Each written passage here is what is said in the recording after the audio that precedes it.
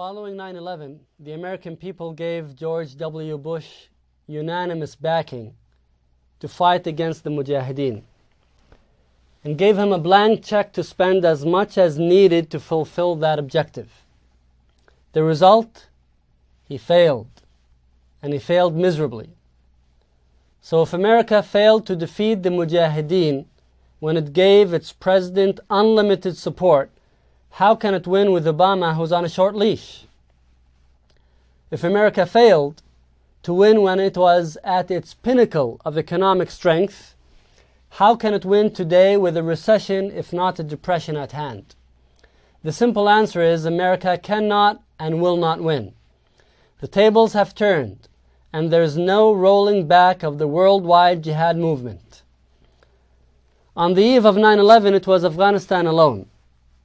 Today it is Afghanistan, Pakistan, Iraq, Somalia, North Africa, the Arabian Peninsula, and the list is growing. Our brother Umar Farouk Abdul Muttalib has succeeded in breaking through the security systems that have cost the US government alone over $40 billion since 9/11. It was only a technical issue with the device that saved the flight from total destruction. However, the attempts of the Mujahideen will not cease. To the American people I say, your security will continue to be threatened as long as your government continues with its aggression against the Muslim people. If your security is dear to you, then you should call for your government to pull out from Muslim lands. The Mujahideen have offered the West a truce, but the West has refused it. We have chosen the path of war in order to defend ourselves from your oppression. God willing, we will continue with this war and you will find us persistent. Do you remember the good old days when Americans were enjoying the blessings of security and peace? When the word terrorism was rarely invoked and when you were oblivious to any threats? I remember a time when you could purchase an airline ticket from the classified section of your local or college newspaper and use it even though it was issued to a different name because no one would bother asking you for an ID before boarding a plane. No long lines, no elaborate searches, no body scans, no sniffing dogs, no taking off your shoes and emptying your pockets. You were a nation at ease. But since Sheikh Osama bin Laden gave his famous oath that America will not enjoy peace until peace becomes a reality in our land, since then your security has been deteriorating, and 9 years after 9/11, 9 years of spending, and 9 years of beefing up your security, you are still unsafe, even in the holiest and most sacred of days to you, Christmas Day. So do you expect to destroy the lives of others and yet be spared retribution? Your decision makers, the politicians, the lobbyists, and the major corporations are the ones gaining from your foreign policy, and you are the ones paying the price for it. Today I want to talk about the agendas and goals of certain Islamic extremist groups and Arab extremist groups. And there are various groups over the last 40 years with the Arab liberation groups of the 1960s and 70s that have a far different agenda than the Islamist groups that we see today, which are much more nefarious. And they all have one thing in common, the notion of fighting against Western or secular imperialism, with Israel as being a factor for most of the aggression that we've seen over the long decades. Usually, most of these groups are used by the intelligence apparatuses, whether they be the Mukhabarat, the General Intelligence Directorate of Saudi Arabia, or the long-standing Pakistan ISI, as well as the CIA, and as well as being circumvented by Israeli Arab intelligence group called the the Mr. Arvrim, which is in a very elite covert Israeli unit where you have Arab Israelis who are Israeli by birthright and they live in Israel, who and as well as native Israelis who learned a language of their native Arabs, who look like them and live amongst them and become spies for even as long as 20 years. And we'll talk about that during the course of this video. And so the underlying message of most of these groups, whether they are of a political agenda or a Islamist agenda, building a caliphate around the world or building a caliphate in Arab governments, the message is clear: to defy Western imperialism. And it goes as far back as with the ideology of Sayyid Qutb. Sayyid Qutb, who I mentioned previously in the previous video, when he returned from the United States, saw that Western daily life was infiltrating Arab secular governments, and what he saw was wastefulness, uselessness regarding the monotone daily life of the Westerner. He saw that they wasted water on their grass, or that certain sports were brutal, like boxing. He hated jazz, thought that was a useless form of music. But yet he sympathized with the minority communities that were inside the United States. And he saw that the secular Western ideals were going to be the forefront for these secular Arab governments when Pan-Arabism was at the forefront during the 1940s and 50s. But that all changed after the Six-Day War, and so we saw these rise of these Arab organizations that were trying to fight back against the oppressors that they saw, which was the United States coalition, Great Britain, Canada, Germany, France, Australia, against the Arab world, the Ummah, which means the Arab world. Politically active groups at one time, like the Popular Front for the Liberation of Palestine, which was a Marxist-Leninist group headed by George Habash in 1967. The group was against the 1993 Declaration of Principles, participation in the Palestine Liberation Organization headed by Yasser Arafat. The PFLP, as we'll call it for short, would participate in meetings with Arafat's Fatah party and PLO representatives in 1999 discuss things like national unity, but continue to oppose negotiations with Israel because Israel was currently oppressing the Palestinian peoples at this point under the Likud party headed by Benjamin Netanyahu. And this was a huge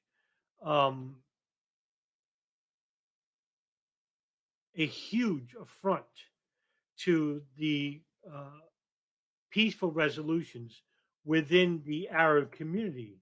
And so we see this transfer of power between like Benjamin Netanyahu or Ariel Sharon or Ehud Barak, Likud right-wing nationalist party members who knew that the United States government was their military might for global domination and subjugation of the Arab peoples in general. This way, Israel can condense its power within its own borders and slowly spread those borders to the Mediterranean, which is what Israel would like to do, have a small piece of land, not world domination, because they don't have the resources to do so, even though that they have an enormous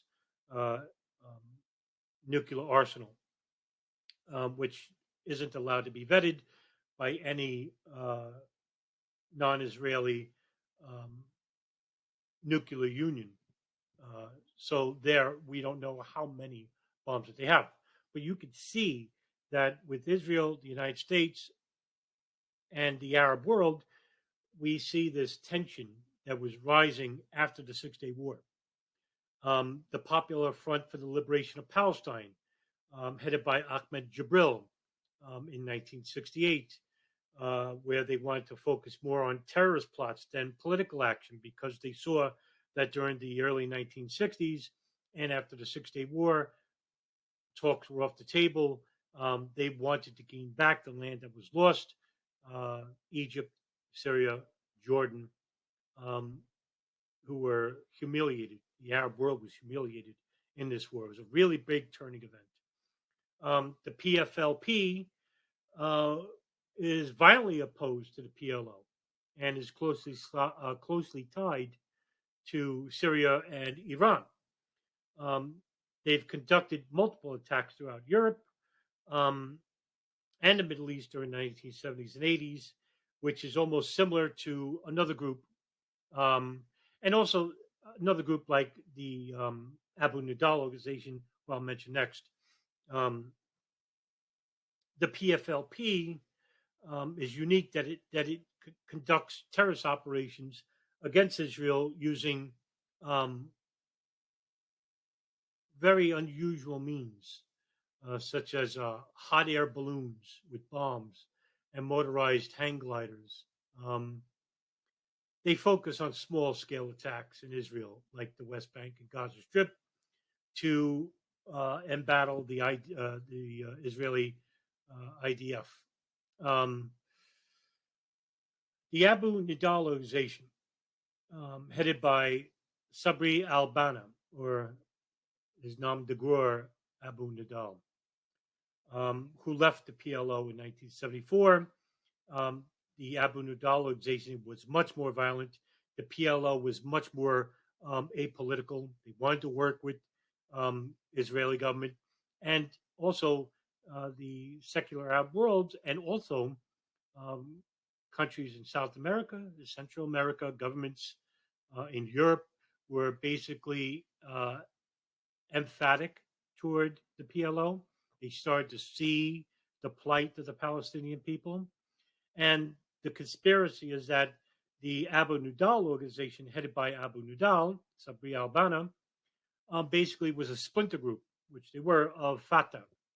And so this group basically conducted terrorist operations where Fatah, headed by Yasser Arafat, did not. And Arafat always accused Abu Nidal as being a paid contractor for the United States and Israel to circumvent the peace deals between Palestine and the rest of the world in the plight of the ongoing Israeli aggression toward the Palestinians. The Abu Nidal organization conducted multiple terrorist attacks in 1985, which was the Rome-Vienna airport attacks, which was certainly a very unique attack. No one's ever seen anything like that before, where Abu Nidal members committed martyrdom operations. They threw grenades, shot at residents, customers inside the airports, waiting in line for tickets. One was an Israeli airline company. A lot of people were killed, including a number of the people that were involved in the terrorist operation. A number of other attacks, like the Nerv Shalom synagogue bombing in Istanbul, the Pan Am Flight 73 hijacking in Karachi in September of 1986, the City of Poros Day excursion ship attack in Greece in 1988, and the suspected assassination of PLO Deputy Chief Abu Iyad and PLO Security Chief Abu Hul in Tunis in January of 1991. these weren't religious groups. These aren't Islamist groups. These are more secular, apolitical organizations that had an agenda against Israeli aggression, against secular Arab governments, against secular governments in general, Western governments in general.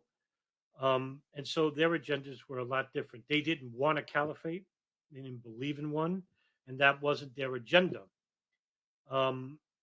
It wasn't until 1979 where we see this is the key year in which we see the rise of the Islamic fundamentalist groups. 1979 was a turning point in international terrorism, in which we saw the 1979 Soviet-Afghan War, the Iranian Revolution, and of course the 1980 mosque takeover by radical fundamentalists in Saudi Arabia. And so we see Islamist groups arise out of this period, which was slowly fermenting after these oppressive secular Arab nationalist nations. And of course, Saudi Arabia being the epicenter for Wahhabism, tens of $millions being poured into local madrasas of the very poor areas of these secular Arab nations. A lot of these secular countries had very oppressive regimes, which basically had a lot of revolts in these countries, such as Algeria, Egypt, North Africa. So, and of course, later on, Libya and Syria through the Arab Spring. But after these oppressive totalitarian governments, the poor regions, the poor areas, the working class basically wanted a new ideology to supplement this failed ideology, which allowed the Israelis to take advantage of the Six-Day War and saw secularism as a failed ideology, pan-Arabism as a failed ideology. So the Islamist groups basically took over. Groups like the Egyptian Islamic Jihad, which was an Egyptian group that's still active today, active since the late 1970s. It has two factions, one headed by Ayman al-Zawahiri, who is currently somewhere in Afghanistan, a key leader and associate to Osama bin Laden. Another group, the other group is the Vanguard to Conquest, headed by Ayman Hussein Aghizi, and of course, Abu al-Zamar, who was the leader of the original group called Al-Jihad, which later became Egyptian Islamic Jihad. The group's traditional goal is the overthrow of the Egyptian government, in which we saw later on in Muhammad Abdul al-Faraj's manuscript, in which he wanted to overthrow the Egyptian government, starting with the assassination of Anwar Sadat. But that failed because the Egyptian government basically drew back and arrested and tortured thousands of Egyptian Islamists, even people who were suspected to be involved with Islamists. That included Ayman al-Zawahiri, Omar Abdul Rahman, who is the nickname Blind Sheikh, and he's one of the leaders of the Gamma Islamiyah, which I'll get to in a minute. Khalid al-Islamboui, who is the main perpetrator of the assassination of Anwar Sadat, Muhammad ibn al-Faraj, Qasim Isam al-Kamari, dozens of others, Iman Sharif, who goes under Dr. Fadl. Another Islamist group is the Palestinian Islamic Jihad. The PLI, I'll nickname them the PLI, is a Gazan Palestinian group. In the 1970s, they're apparently series of loosely affiliated factions rather than a cohesive group. Their focus is the destruction of the Israeli Likud government, the Nationalist Zionist Party, the Likud Party, and the creation of the Palestinian Islamic State. This is a jihadist group supported by Saudi Arabia, and it's also getting support from Iran and Syria. Iran and Syria at this point were considered enemies by the State of Israel and the United States because they're headed by repressive regimes at some point. But of course, the United States and Israel has a long-standing history with Iran, going back as 1953, when the United States, using the CIA, helped to force a coup d'état against the Prime Minister Mohammad Mossadegh, which gave Iran a new leadership under Reza Pahlavi, who went by the nickname the Shah of Iran, and he was actually a Western-backed puppet. That's all he was, implemented by the United States government. So the Palestinian Islamic Jihad basically carries out small bombings, crude homemade rockets to shoot at into Israeli territories. And what happens is the Israeli military will overreact on the reaction. Saul Alinsky had a great quote called that the real action is in the reaction of the enemy. And so that's what Israel basically does, is that they'll go to reaction by the Palestinians whom they're oppressing. I don't need to tell you, you know what's going on there for decades. Bulldozing of Palestinian land. In replace, you have settler territories, Israeli-only territories. It's racist, it's oppressive, it's totalitarian. And of course, the human rights organizations all around the world, World Health Organization, the numerous organizations, a whole list, where they have basically said that Israel is causing human rights violations, and Israel ignores all of them. Why? Because they know that they won't be held responsible because they have the United States behind them, 100%. And so, what do the Palestinians do? Do they basically just lay down and die? Well, that's what the Israelis want. That's what the United States want, especially the Christian Zionists inside the United States. That's the biggest Zionist organization in the world, backed by which is the evangelical community, approximately 80 million people, and this causes a reaction by these Islamist groups that are being backed by Arab governments or Arab factions inside the governments. Another group is Hamas, the Islamic resistance movement. They have emerged from the Muslim Brotherhood during the first Palestinian Intifada in 1987, which incidentally has been supported by the Israeli IDF. The founder of Hamas is Ahmed Yassin, who basically is blind in one eye. He himself was against PLO. And so this group was given funding in 1987, 1988. This has come out by the Israeli IDF later on. And so we see the Israelis giving support to Hamas because Hamas was basically anti-PLO. They were fighting against the PLO. They didn't want the PLO to represent them. And soon that Frankenstein monster turned against Israel itself. They're primarily anti-Israeli, and their opposition is against the occupied territories. That's the Gaza Strip and West Bank. And they're basically known to be the first group which uses suicide bombers. Islamist group. Their strength is inside Gaza. And last but not least, of course, I'll mention the Gamma Islamiyah, which is the Egyptian militant group headed by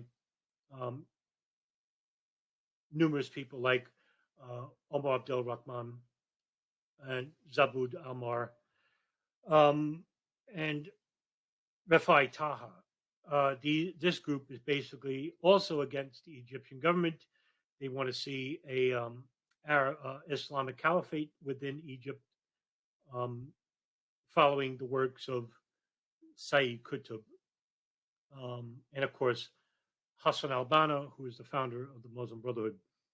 And of course, Al-Qaeda, at first, the refugee group, and basically formed out of an Arab camp called Al-Masada, headed by a young Saudi named Osama bin Laden, which was basically a training camp for Arabs, because there weren't any Arab camps in Pakistan to fight in the Afghan-Soviet War.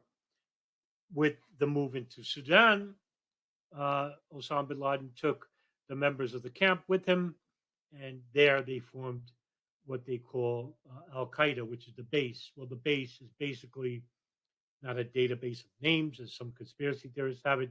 The base is basically Al-Masada. That's the base camp for Arabs. These Arabs were trained for guerrilla-type tactics in hopes of subverting the communist regime in Afghanistan, which, after the Soviets left the country, went into 2 civil wars, which were much more bloodier than the 10-year war against the Soviets. And of course, the rise of the Taliban. The Taliban itself was formed by Mullah Omar, who was born in Pakistan. The Taliban is a regional group. They're ultra-orthodox, headed under the Hanbali school of thought, whereas Al-Qaeda is a little bit different.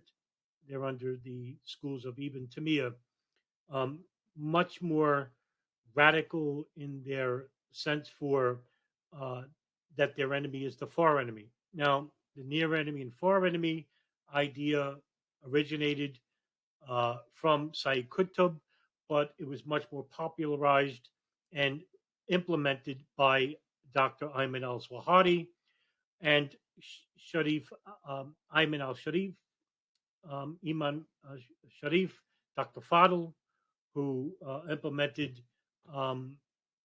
a manuscript that was used for jihadist groups.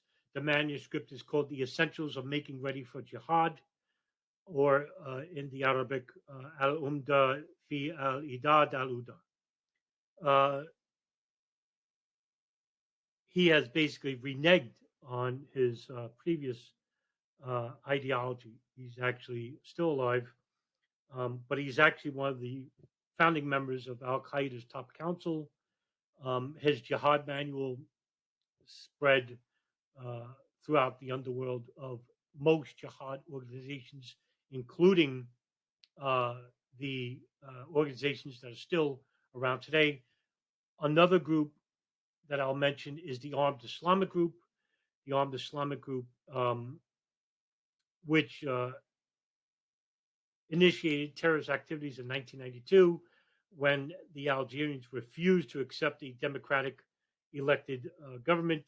The GIA is the Armed Islamic Group for short, has conducted mass killings of civilians, assassinations of Algerian leaders, led to one of the worst bloodbaths in the Algerian Civil War. There were 2 of them. They're still present in certain areas of Algeria and in Yemen, but they don't target the United States directly. Other groups like the Jaysh-e-Muhammad, the Pakistan-based Jaysh-e-Muhammad, which is suspected to be a group created by the Pakistan ISI. It is headed by Maulana Masood Azhar, who is an ultra-fundamentalist from the Harakat al-Ansar. and he formed the group in February of 2000. The group's aim is to unite Kashmir with Pakistan. It is politically aligned with the more radical pro-Taliban group, the Jamaat-e-Ulema Islami. The Pakistani SI is basically supporting this group, weapons, training, funding, against the Indian government, which is in possession of Kashmir.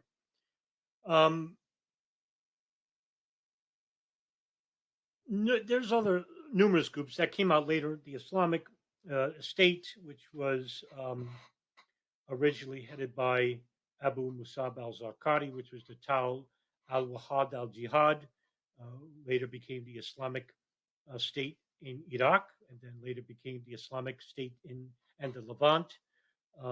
Syrian Islamist groups popped out after the Syrian Arab Spring, al-Nusra Front, Ansar al-Sharia. I can name 25 others.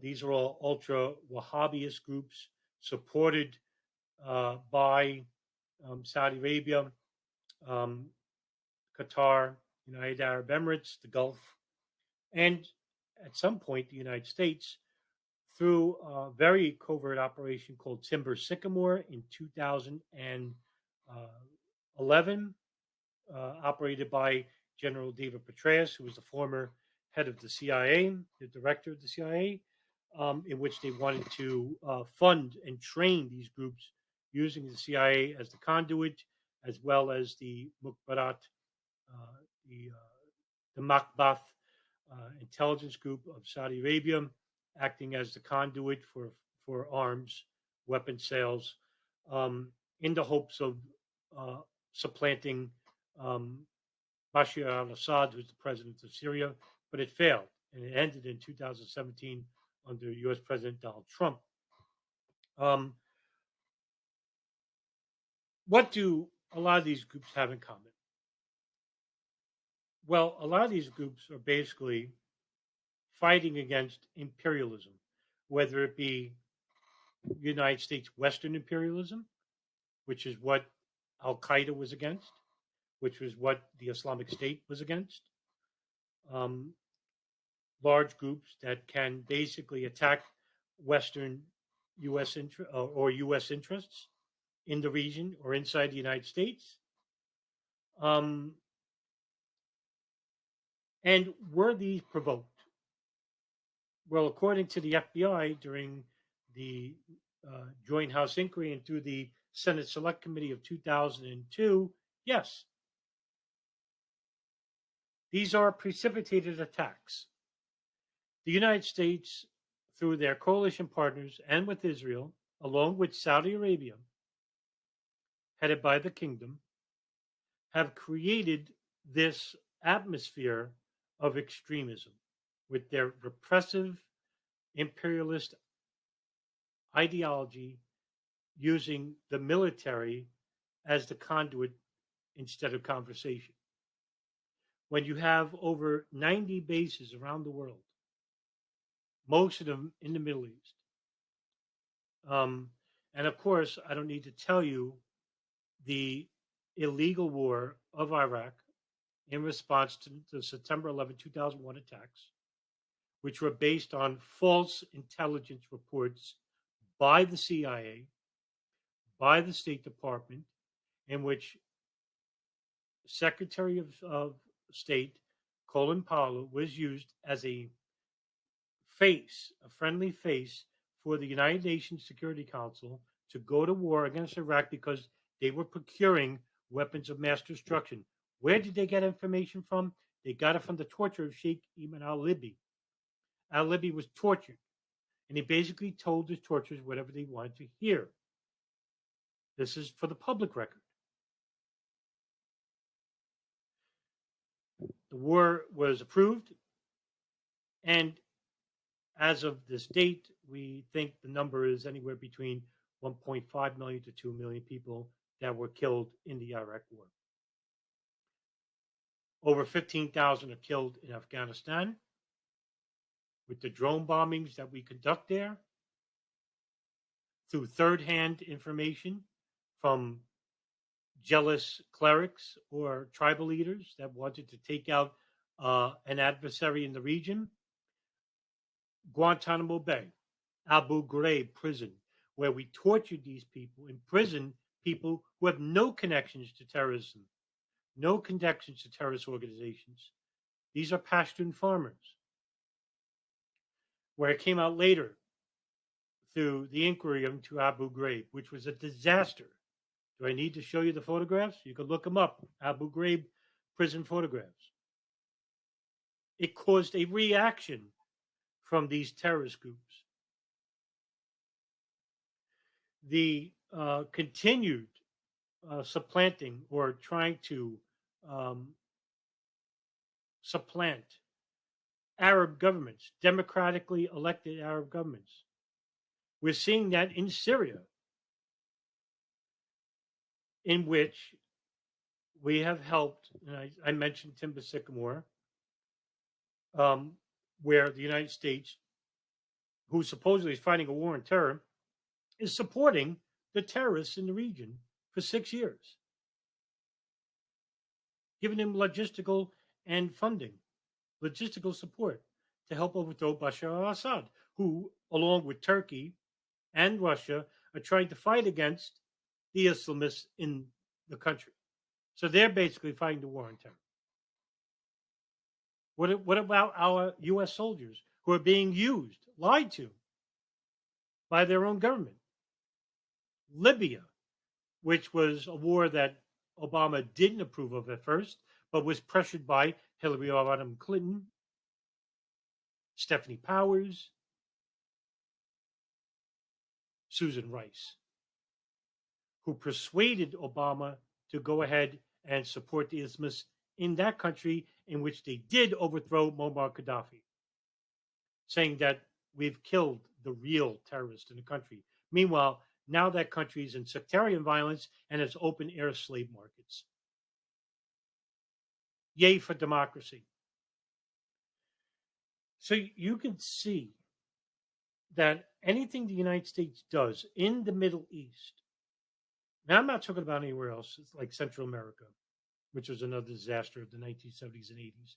I'm talking about the Middle East here, in which the action is in the reaction, as Saul Alinsky once said, and as I said, quote him earlier. We are creating the reaction of the alleged enemy. Well, the United States is the enemy in the region through their action. But because of that action, they're goading a reaction in which they hope would arise so that they continue to fight this war on terror, just like the war on drugs, where it's the CIA who are the biggest drug dealers on planet Earth. Is that the reason why we're in Afghanistan, in the Helmand province in the first place, which is the second largest import of opium outside of the Golden Triangle?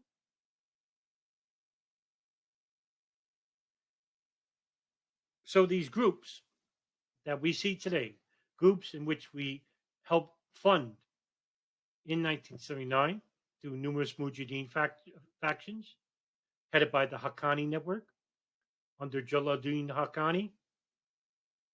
That group is still alive today, which was a major organization and a major influence for jihadist groups in the future.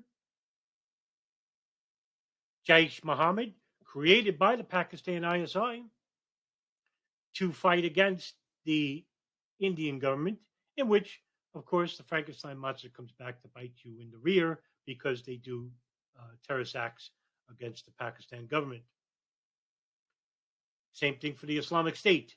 Their ideology, Wahhabi Islam, Salafi Islam, created by Saudi Arabia. Well, ISIL has bombed the kingdom before. And of course, Osama bin Laden, Ayman al-Zawahiri, who conducted the far enemy, which is the United States and Israel. We could have wiped out Al-Qaeda in the Sudan. using CIA operative Billy Waugh, who once said that he could have assassinated Osama bin Laden because he basically was monitoring bin Laden's footsteps. This was denied under George Bush, and later on Bill Clinton, who basically didn't want to assassinate bin Laden either, when George Tenet, who was appointed director of the CIA in 1996 and operated a plan to capture or assassinate bin Laden, which was actually called the Plan, where they wanted to build listening stations all around Afghanistan, basically surround Tora Bora and try to get as close to bin Laden as possible, where they could rendition him and bring him to the United States, which there was a warrant for his arrest. By the way, the only active warrant that was actually the first warrant was Muammar Gaddafi, who actually put a warrant out for the arrest of bin Laden first, before the United States. Patrick Fitzgerald, U.S. attorney, U.S. prosecutor out of Chicago, who basically tried to prosecute bin Laden for his involvement in the 1998 East Africa bombings. And of course, I don't have to tell you, because I've said it before in previous videos, the intelligence apparatuses like the CIA, the NSA, who basically were monitoring Al-Qaeda years prior in advance, many years prior to the 9/11 attacks. It's basically one giant circle. The United States actually, through their repressive, militant, imperialist ideologies, who are in support of the Zionist, Likud, brutal oppression of the Palestinian people, and of course the global war against terror, which is basically a war against Islam, which is exactly what bin Laden once said in an interview, in a speech that he gave in 2001, which was aired by Al Jazeera. I can't show you the clips because YouTube actually thinks that I'm promoting terrorism. Ramzi Youssef, in his sentencing for the 1993 World Trade Center bombing and for the Pachinko plot, which was a terrorist plot to bomb 12 airliners and to use one plane to crash into the CIA Langley, using Abdul Hakim Murad as the martyrdom pilot, basically said that the United States is where we learn terrorism from, and that it's the United States whose terrorism policies have created the atmosphere for terrorist cells to engage the United States on its oppressive policies in the Islamic world. Now, I'm not giving any leeway here to Osama bin Laden. I'm not affiliating or supporting anything they've done. Osama bin Laden, Ramzi Youssef, Abu Musab al-Zarqawi, these are murderers. Everybody who was involved with the 9/11 attacks, by hijacking those planes and crashing them into the World Trade Center, Pentagon, and Shanksville, killing civilians, they're killers, they're murderers. These are people who go by the hadiths of Ibn Taymiyyah, Ibn Hanbal school of thought, the real radical schools of thought. But they have a message. And that message is basically that they don't hate us because we're secularist, because our women wear short skirts, or because we enjoy baseball games, or that we enjoy boxing, or that we're a Christian nation. The message is clear in their statements that they've made in the last 25 years. The statements against the oppressive policies of the U.S. government. And bin Laden has repeatedly said that it's not necessarily the American people who are at fault. They're the ones not making that decision. And in this clip by Anwar al-Awlaki, he basically says that it's not the American people, it's the American government.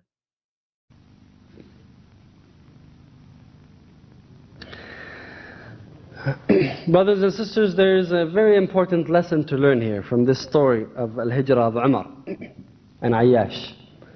Umar told Ayyash, don't believe them, they want to deceive you. The important lesson to learn here is never ever trust al-kuffar. Do not trust them.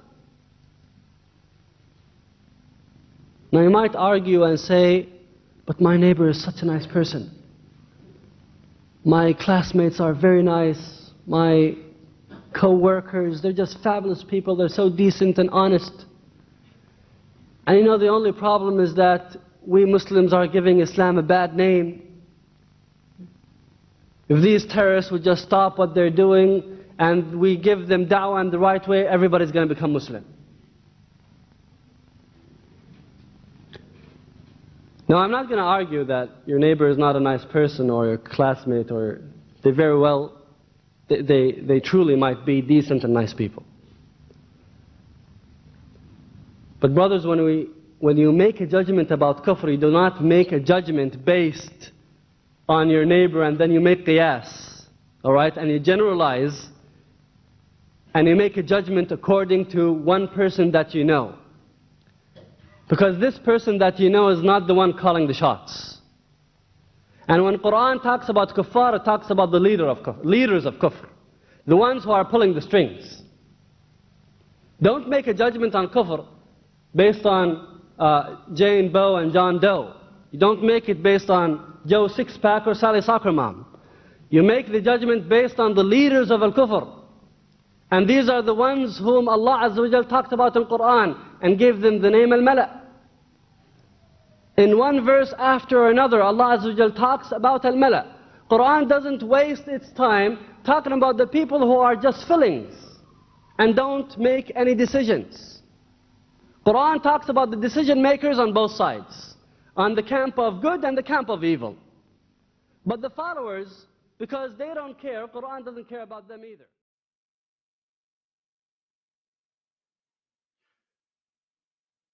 So as you could see, the message is not for the American people. It's their laziness. It's that the American people know what's going on, know what the government is doing in their name, in our name. The United States government going to war against these Arab countries are doing it in our name, and it's wrong.